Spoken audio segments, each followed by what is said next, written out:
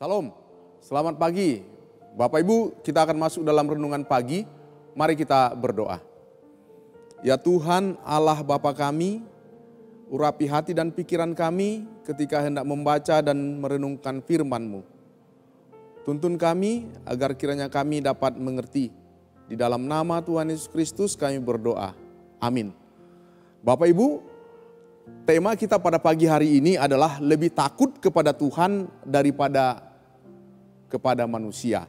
Bacaannya terdapat di dalam 1 Raja-Raja 18 ayat 1 sampai ayat yang ke-15. Dan yang menjadi ayat emasnya adalah pada ayat yang ketiga yang berbunyi demikian. Sebab itu Ahab telah memanggil Obadja yang menjadi kepala istana. Obadja itu seorang yang sungguh-sungguh takut akan Tuhan. Pada ayat yang ketiga.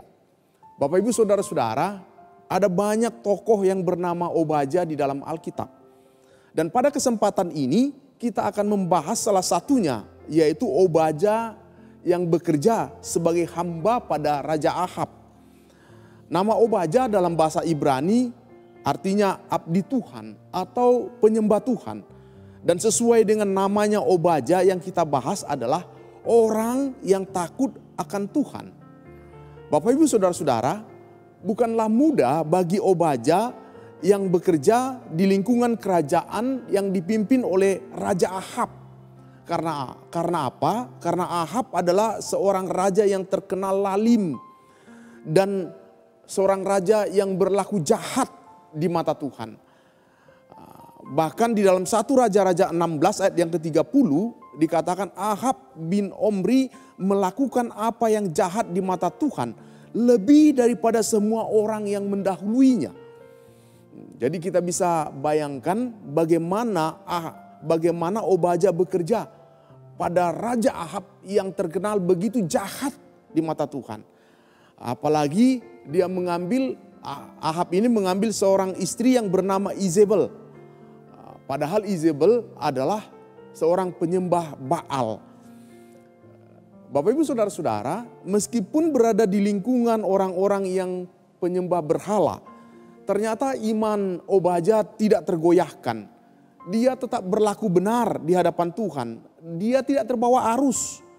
Bahkan dikisahkan Obadja berani menyembunyikan 100 nabi Tuhan ke dalam goa dan mengurus makan dan minuman mereka di dalam 1 Raja-Raja 18 ayat yang keempat.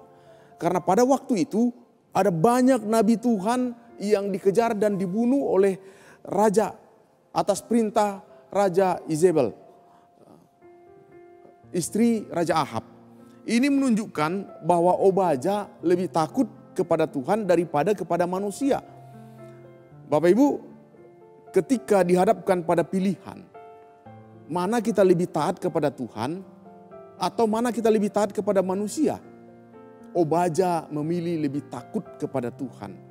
Dalam Matius 18, saya ulangi, dalam Matius 10 ayat 28 mengatakan, dan janganlah kamu takut kepada manusia yang dapat membunuh tubuh, tetapi yang tidak berkuasa membunuh jiwa.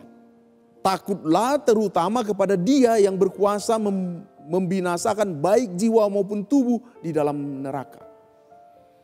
Bapak Ibu Saudara-saudara yang dikasihi oleh Tuhan Yesus Kristus, berhadapan dengan berbagai macam himpitan atau berhadapan dengan berbagai macam tekanan. Ada banyak orang yang memilih untuk hidup aman, melakukan kompromi karena takut kehilangan posisi, kehilangan jabatan, kehilangan pekerjaan, kehilangan fasilitas ataupun kehilangan popularitas. Apalagi ketika diperhadapkan di mana nyawa yang menjadi taruhannya. Pada umumnya orang memilih lebih takut kepada manusia daripada takut kepada Tuhan. Karena imannya maka Tuhan memakai Obadja sebagai perantaraan pertemuan antara Elia dan Raja Ahab.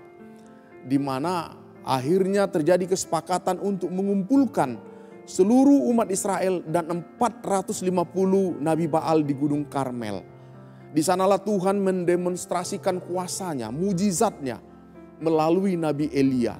Dan 450 Nabi Baal dibasmi habis.